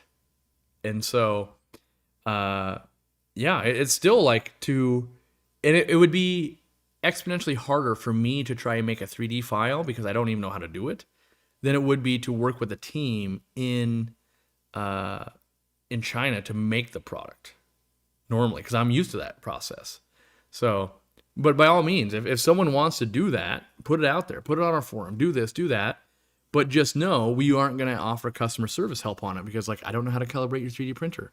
I don't know what type of specific plastic they used. I don't know how to modify it a tiny bit. I don't know how to make it a different color because you used the wrong plastic. I don't know. And I've got friends that have 3D printers. I have one I'm looking to set up. I totally am on board with that. I just am not the guy that want to do that. So they say, no, I meant selling the file. Yeah, but so that already becomes this whole thing, right? Like, you sell the file. If you're trying to make money, how do you keep it from being pirated? If you're not trying to make money, like, okay, well, now how are you going to host it, right? Like, there's all these complications of like, well, you just host it. Like, yeah, you just host it.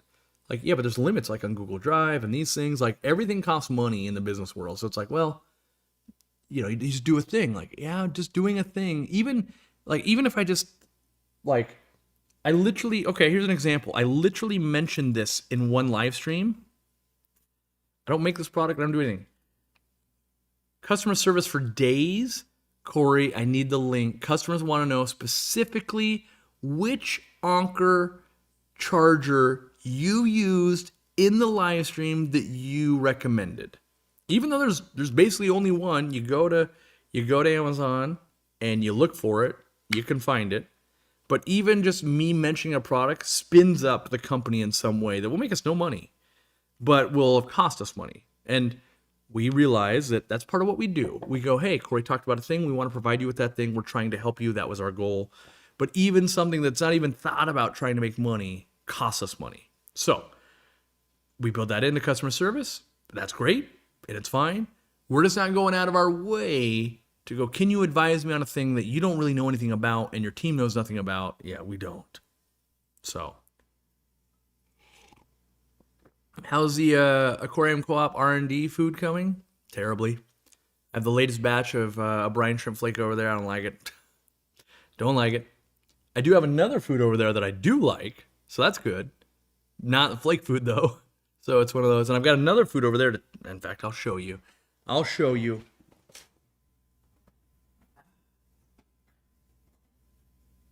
See, here's some food, test food products. I haven't even tried those ones yet. I've got another one right over here. I'll grab the other one while I'm at it.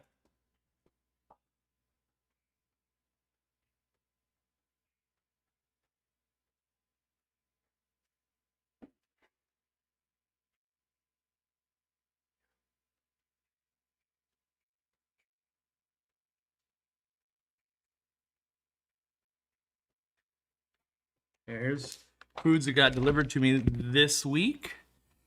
So yeah, you've got brine shrimp flake. Don't like it. The fish will eat it, but honestly, I feel like Extreme's food is better. And that's right now, that's my gold standard. I gotta be able to do one of two things. It's gotta be way cheaper, or it's gotta be better. One of those two. If it's not delivering on one of those two, to me that's inferior. This was another food we were trying to go, well, maybe we'll test some other fry foods. This one is our fry food with krill. Not as good. The original one's better. So our actual fry food, I prefer over this one we added krill to. So there you go. And then this one right here, this is the food that I do like.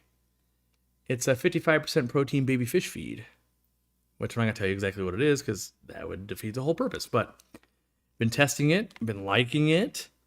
The only problem I have is it is different than this, different size and everything. I have no idea how I would market it. Like, yeah, this is fry food. This is also fry food. Both, so it cannibalizes the product, but I do like it. It'll sit, I'll be feeding it. I love it.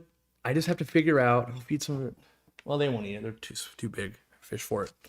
I got to figure out what's the way you can sell it so customer service is not like, yeah, people are asking which fry food. They're both fry foods. What's the difference? But they feed differently. They're way different. So I got to figure it out. Once I figure that out, then I'll be testing in the meantime, obviously. But once I figure out like who do I advise buy this? Who needs this? It's really good for like guppies and midwater feeding fish and stuff. I really do like it. So yeah,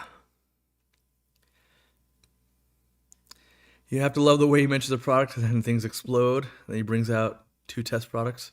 Yeah, I do a lot of testing, as you guys know, and what I'm hoping, because my company, they're always like, don't show what we test, like you're just hurting us. My hope is that 3 years from now, when I'm like, I found the flake, it's the holy grail. Like until then, use Extreme, it's dope. But when I do launch a flake, it'll either be super cheap, which that's a way to go, or it'll just be better and it's still expensive. But you'll have watched me for 3 years struggle to find something better, and you'll believe me when I do. because each one of these shipments, they're like $400 to get here, like your own custom run of this. And like they have these because they're already making our other foods, some of our other foods. So we can get, but you just get it and you test it. And 4 minutes later, you're like, oh, these ones suck. Not that either. Oh, this thing's looking promising though. Like, okay. So yeah, there's just lots. I've been testing lots. I do love testing though. So I can honestly say, people are like, do you still love keeping fish? I do. Do you love testing products? I really, really love testing products. Is Aquariumcoop a bigger company than Extreme? Can you just buy that company? Last time we met, where they flew out and everything, we are a bigger company. We did talk about what are their plans, what are they doing, that kind of stuff. And yeah, at the time, the numbers they would be seeking to sell was not something we could even come close to affording. And currently no plans to do that, but you never know. And I'm not alluding to something like that. I'm just saying you literally never know. So I think we all like trying different foods. You should have a new food of the month club and sell thousands. Yes. What I'm actually working on in that line of thinking of like a food of the month is a way to sell you guys random foods at a discount. So of all the foods that we have on the website, what if there was a button that said buy $30 worth of food and it would randomly pick foods that added up to like $30, but we only charged you, let's say, $25 for it. And so that would get you a savings, because we're starting to run into that problem actually, where there are products on the website that are awesome and really good, but people aren't buying them. And so when they're not buying them, they don't get shown as often, which means you don't sell as many, but they just sit there not selling, going, this is an amazing product. More people just need to know about it. Like a great example of that would be Zoom Ed Plankton Banquet Blocks. Like they're amazing for your shrimp and your snails and everything. You should be buying them if you're not. But most people are like, what is this? Huh? What do you mean? Huh? They don't, you don't realize like, oh, you're buying Wonder Shells? Yeah, it's even better than that if you have snails and shrimp. So, but there's all kinds of products like that on the website. Just live there and like, this product is actually amazing, but how do we surface it to more people? And so maybe offering a discount, going, look. And the way we scale that, the way we can make it work is like, maybe we go, every time you order, you're going to get one of our foods. Like maybe it's one of these two. And we know what the profit margin is. We have manufactured and stuff.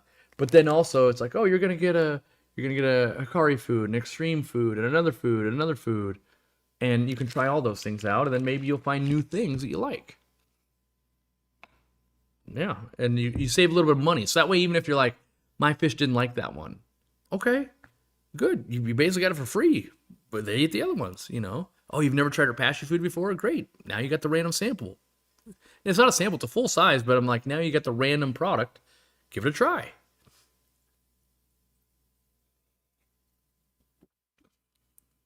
So yeah, we are thinking about those things. We're also just trying to go, does it make sense?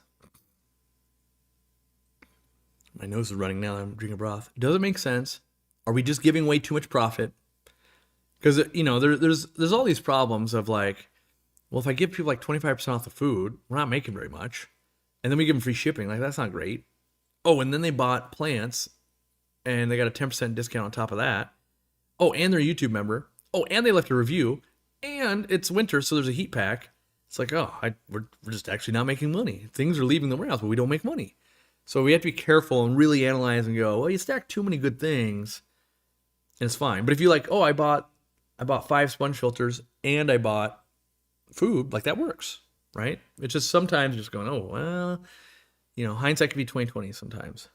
Do a co-op subscription box. One day I'm going to spend 4 months of my life. Subscription boxes are the number one thing we could do, and not even a box, but a subscription service, I believe, is the number one thing we could do as a company to generate more revenue. But it's a 4-month implementation with How do you make sure customer service is dialed in? How do you make sure the emails are dialed in? Because 20% of all people that sign up for subscription box only do it to get the discount, and then they try and cancel it, or they hit you with, I forgot, I don't need food this soon, I need to delay it, I need. By the way, I know that's shipping next week, add this to it, but you waited one day after the cutoff, can't you make an exception? There's all these things that you have to go, okay, this is a huge, massive step. How do we handle people that claim they accidentally clicked the subscribe button and now they're filing a chargeback? How do we do all of these things so that we don't end up with, well, we're getting a bad rep because they didn't realize, they clicked the button because it saved them money, but they didn't realize, yeah, you're going to get one of these every month or every 6 weeks, whatever you set it to. Well, I didn't know that. Like, it was in big bold letters. It flashed it and yelled at you. How much does our YouTube presence play into the size of my company? Is YouTube something you feel other companies neglect or fail? I think it's a huge portion. I think I'm good at product playing with and choosing good ones. That would have never mattered without YouTube. Not never, but if I get this cap just right, it's amazing. We sell 50,000 caps in a year. That's awesome. But if I was just a retail store and you're like, oh, we would have sold 500 caps in a year, right? So that skill would have never mattered. Do I think other companies should have a YouTube presence? Yes and no. If you have someone who's super personable that is never leaving the company, as in they're a founder or something, yes, you should definitely be doing it. But if you don't, I would advise you avoid it. A great example, I think, the most close competitor I can find, or not competitor, well, they are a competitor, but comparison is what I meant to say, bulk reef supply. You've got, Ryan making videos. He hasn't put out in over a month. One of the founders of the company. Totally made sense, and they should do it. You've got his employees, just like I've got Irene and Zenzo and Lizzie and other people making videos.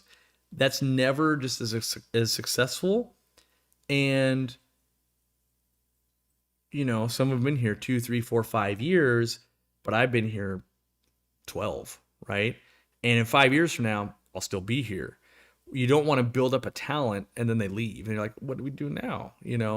So, and that's the dangers of Dean could just be like, I hate you, Corey. I'm never being in a video again. And people are like, why don't you work with Dean? Or someone could offer him a huge amount of money, which I kind of hope that happens. Someone needs, I routinely think this, a company needs to offer Dean more than $250,000 to be their brand ambassador, but also give him the reign of he only wants to promote products that are actually good and do all of that kind of stuff. That could make a lot of sense for a Fluval, an Eheim, that kind of stuff. Or a bulk reef supply. But most times it's a building thing. So if I never showed you testing flake before and I just made a video today going, this is the best flake, no one's going to buy it. So you have to you'd have to pay a Dean, Dean, I need you to test flake and be the face of this company for 3 years. And in 3 years, you're going to launch a food and it's going to sell like gangbusters. But if you were to pay someone $250,000 for something like that, because Dean is getting old, he's already retired, and you're buying, we all realize time is the most valuable thing. You're buying his retirement years. You got to give him a lot of money, right? He's had very successful careers. He can build homes. He's a professional chef, all that kind of stuff. He would much rather go teach people how to be chefs than he would be to do this or that. So you'd have to do that. So now you're looking at, we're going to invest $750,000 in advertising to be able to launch a good flake food. Yes, but good flake and this and this and this. And if you kept it going year after year after year, would work. So, but I don't think if you're just a random company, we'll just hire someone and we'll hope it will work. I don't think I've ever seen that work yet in the aquatic space. I watch it all the time going, well, let's see how long this lasts. And you can watch Bulk Reef Supply Fresh. Go look at the last 3 months. They're just trying to figure out what they're doing. They got everybody on there. We'll hire this. The latest one, I was like, they're even paying Fish Shop Matt to make videos. I don't think they have a good direction. It's like, keep throwing darts. Something's got to pan out somewhere, and we will go with that when it does.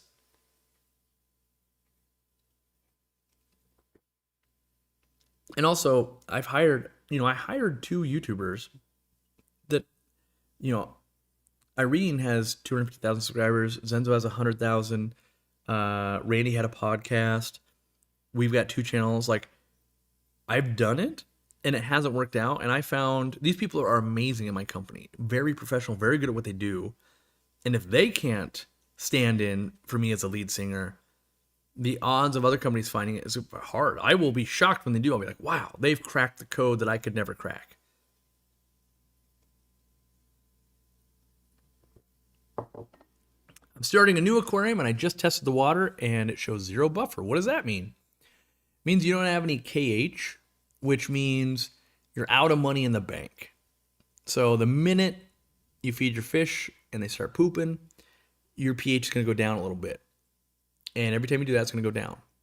Now, if you add like some crushed coral or a little bit of brine shrimp salt or just something with a buffer in it, now you maybe have KH of 40. You got some money in the bank. And when you spend some of that to buy some food, the pH doesn't go down. It only starts going down when you run out of money.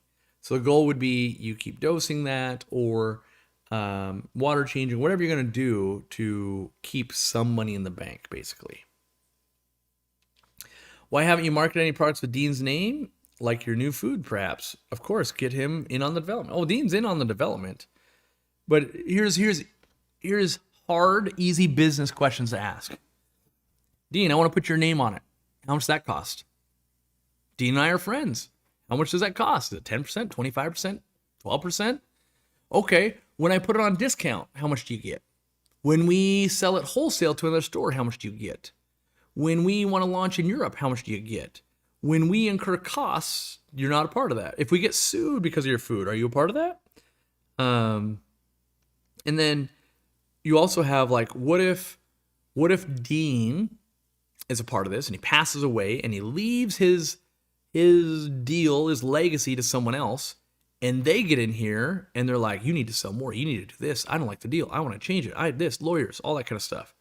So on one hand, you can go, yep, we could leverage Dean and put his name and face on stuff. Or we can pay Dean and still kind of do that and use him in videos and do things without having the extra what if, what happens when that happens, what happens when that happens, what about this, what about that, what about this, what happens if we order a container of food, it's got Dean's face on it, and it falls into the ocean, we have to order another container. Does he still get 25 or 10% or whatever of everyone we sell, even though we have to sell a whole container worth to break even? So there's all these like, man, that gets real complicated and messy, and it's the first good way to break up a friendship. So yeah, we don't do that. Where can I buy female cobra endlers in California? Please tell me. I want the baby endlers for my fry tank. I don't know. I don't live in California. I would look online. That's what I would do. I was watching Irene and Zenzo before they were with the co-op. When they joined, I was so happy. Yeah.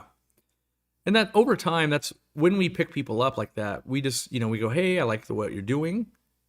If there ever makes sense to work together, let's start working together. And then after time of working together, go, hey, how about we make this an official full-time thing? With Zenzo, with Irene, with a lot of the people I bring on, I always go, let's try it for 3 months. Let's see what it looks like. Because I want to make sure people fit into the team and it makes sense. I don't want them, and some of it, like you got to leave a career, right? But oftentimes you can get someone where they're like working for their full-time job and then on weekends working for you a bit and just making sure like, is this gonna work before we both jump off into the deep end and have to make it work? So yeah. And it's few and far between, there's not a ton of people. My list is short of people that I would try to acquire. One person that I think someone should still try to would be Mike from Aquapros. The dude is literally a microbiologist and is wicked smart.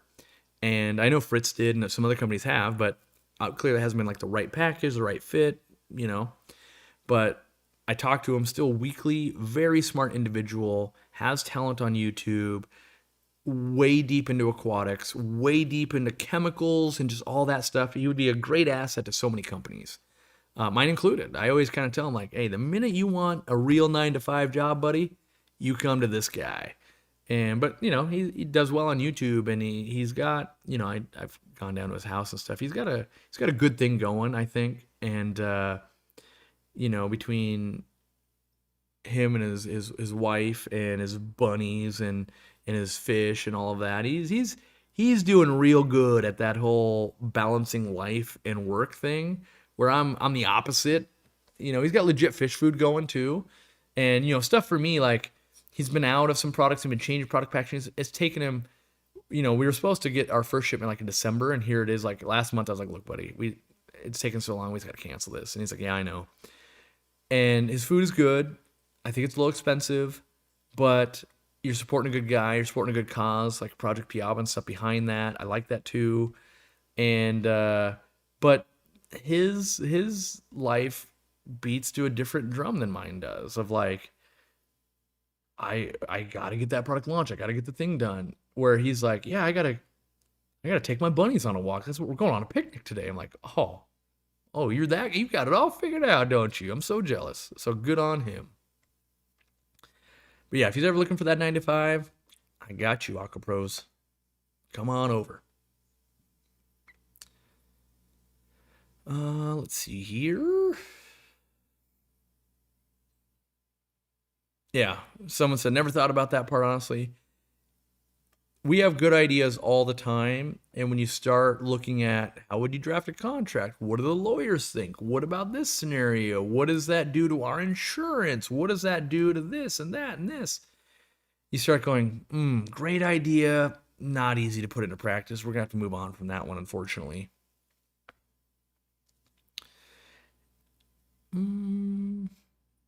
I'm trying to figure out how long I've been watching Corey and the co-op. Real Fish Talk was a thing. Irene and Zenzo were not quite part of the team yet. I used to watch the Murphy Cam.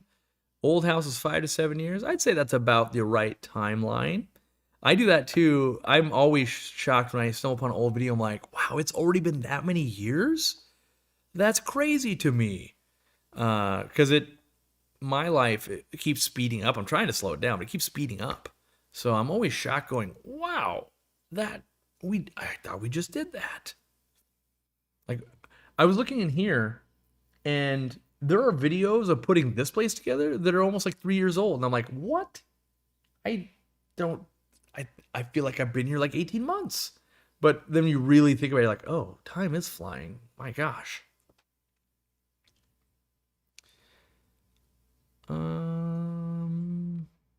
What's my favorite extreme food that we sell? It's difficult. It would purely depend on the fish I'm keeping at the time.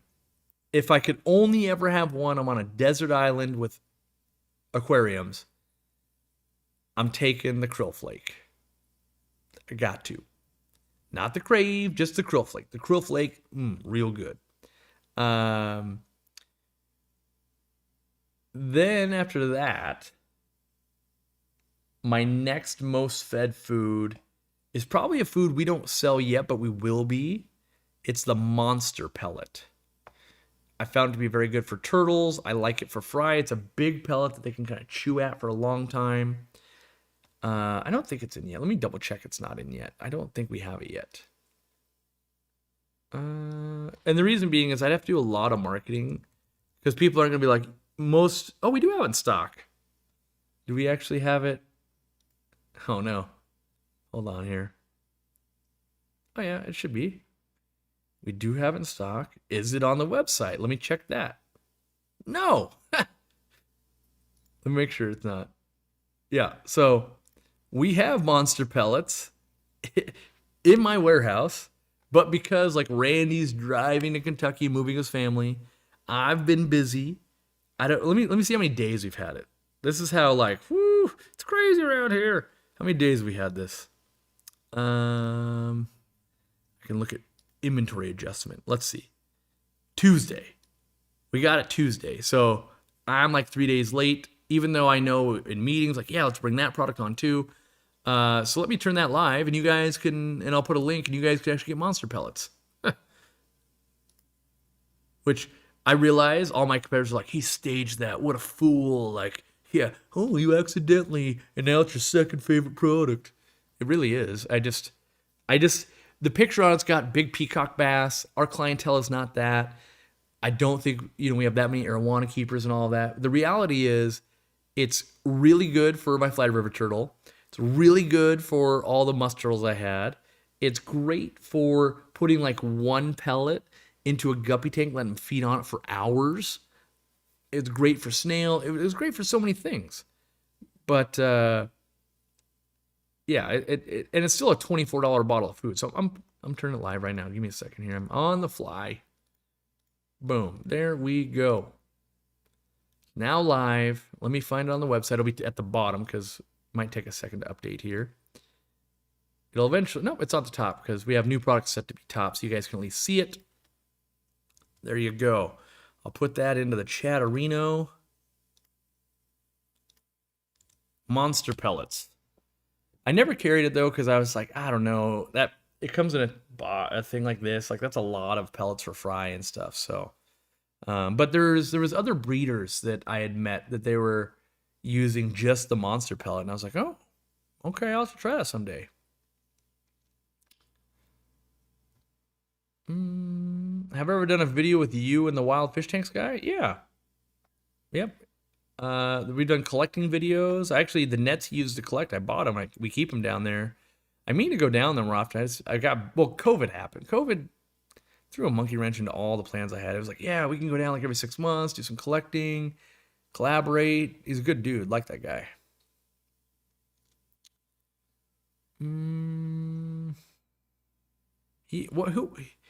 What was he before wild fish tanks? I convinced him to change him to wild fish tanks because he always liked to go collect in the wild. Wasn't it like Ryan's Aquatics or Cave Aquatics or something like that? I can't remember what he used to be, but yeah. How does the monster pellet compare to the Massive Delight? I have Massive Delight too. So the biggest difference, I'll say, if I put a pellet of Massive Delight in every aquarium in here, you walk in and it smells real fishy and like, what's that? Ooh, I've had Massivore. Don't have that problem with the monster pellet. I believe the Massive Delight, much more krill and calorically dense. Where what I like about the monster pellet, it's got a lot of, it was Lucky Schmuck. That's what he was. Lucky Schmuck was his YouTube channel. The monster pellet has pea protein and stuff, so it's got more veggie in it. And I found that to be more easy and fast digestible by fry. So that's the main differences, I would say, is one's got that smell, more calorically dense. The other one, more pea protein and which for a lot of my turtles, I wanted the more pea protein or the more veggie protein type of stuff in there, and digestibility. So yeah, is there a food I recommend for older red-eared sliders, like 20 years old, that require more greens than proteins?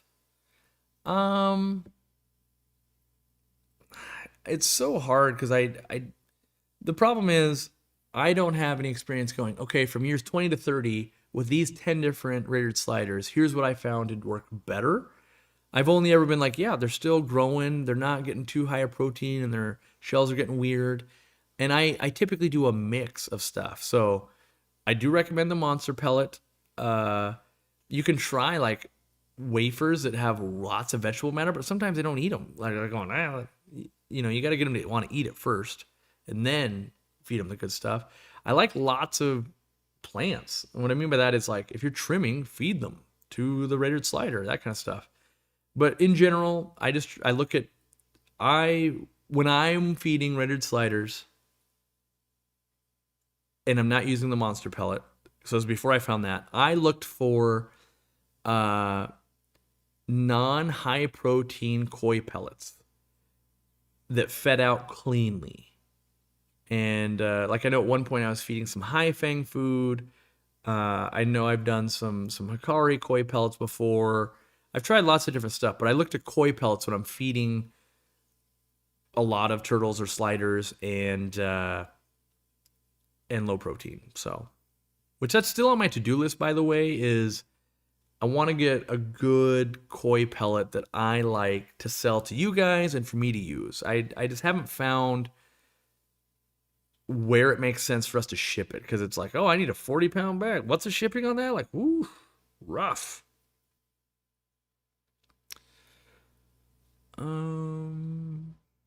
Yeah, the member shows with Zenzo were great too. Yeah, we should bring a little bit of that back. I'll talk to him. Zenzo's been we've been every department of the company's been real busy with the moves and all that, but we might be able to go, hey, we could bring that back in like October or just January or something.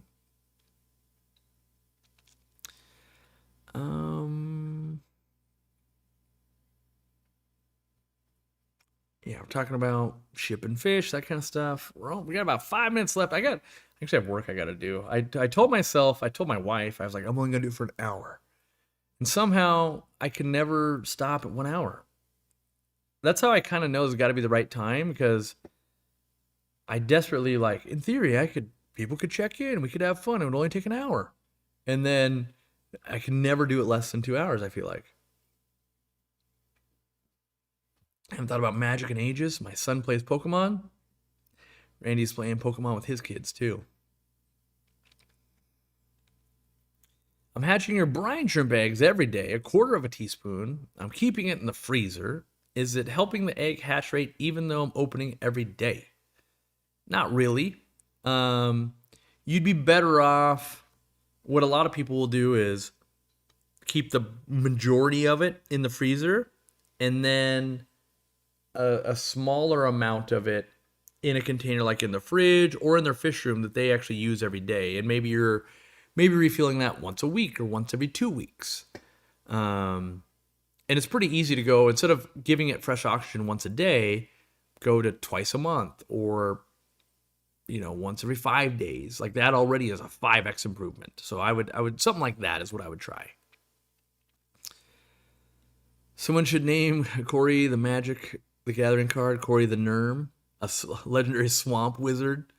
Can heal all your other water class characters. Yeah. I have. So this is how nerdy I am. When I played Magic the Gathering professionally, and professionally, that makes sounds. Any real Magic nerds like, ooh, who's this guy trying to be? What a fool. Professionally means that was like my job. I would travel and compete, and I was a dealer and all of that. But I've got a play mat with a custom drawn Leviathan, which is a Magic card giant thing. I should grab it. In fact, I'm gonna grab it. That's why I put this stuff out here, to be where my stuff is. This will give my street nerd cred. Let me find it. From my move, it'll take me 2 minutes.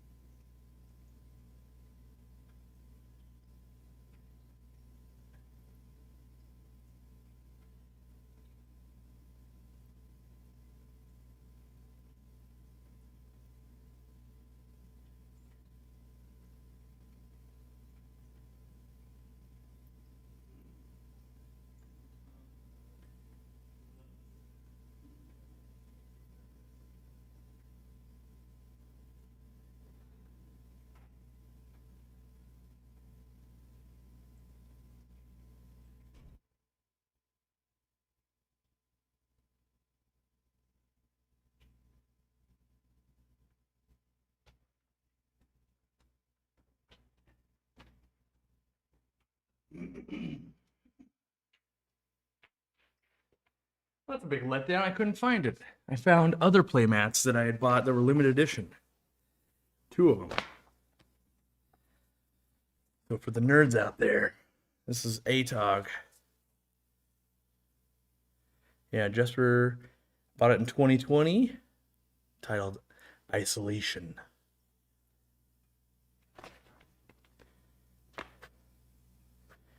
Yeah, actually signed and everything. For a while I was nerding out on getting ready to come back to Magic, and I never did. I'll find the other custom drawn playmat and everything that I have. That anyway, the goal, or not the goal, the point of the story was I was into fish even before I was into fish, and I played professionally a lot of Merfolk, Lord of Atlantis type stuff. And I thought for sure those were them. They must be sitting in a different box. So, yeah. Let's see. What am I going to do with all the extra space when I'm downsizing? Home cinema, empty room with the throne chairs. Yeah, so that room over there we always had kind of set up for like a movie night type of thing. It got bigger now that we moved the 800 gallon. And then, so that's still kind of the goal. But I moved my pinball machine and NBA jams from the warehouse to here. So I've got to set up where I'm going to put some of my games and stuff to play. But yeah. Let's see here. I think this is roughly the end, even though the end was anticlimactic because I was gone for so long. But I've got someone waiting on me for the stream to end, so I've got work I got to do. But yeah, been a good time. Tell Corey, small crusty dogs are the best. They are the best. The more wonky they are, the more we need them.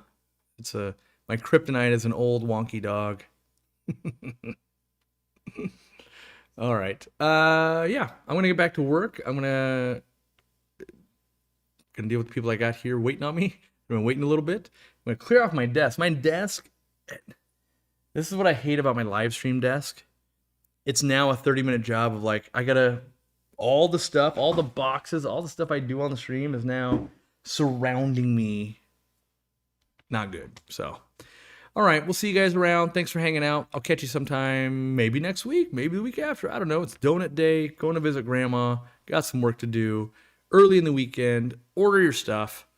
If you're ordering plants, order them Sunday night or Monday. If you're not ordering plants, order it today. We would love to get that sent out tomorrow morning for you and make the numbers look good. And by the way, we did look at the numbers and you guys did spend some money, so that's good. That's why I'm here again. So yeah, the more you do that, the more I look good to the rest of my company. Like, hey, I'm working, I'm trying, I'm dancing, dance, monkey, dance. I'm trying. And yeah, so thanks for hanging out. We'll see you later.